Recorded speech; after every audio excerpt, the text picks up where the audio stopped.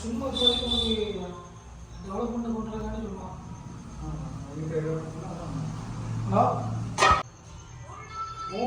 எடுக்கி முடக்கி ஒரு 10 பேச முடிக்கிறதுன்னா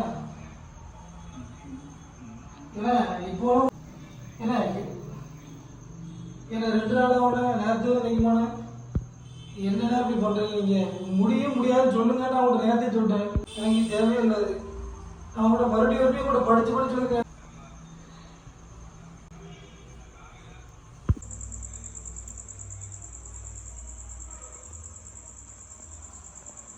ஓடி வருஷம் ஆகிட்டு ஓடிக்கலாம் நீங்க.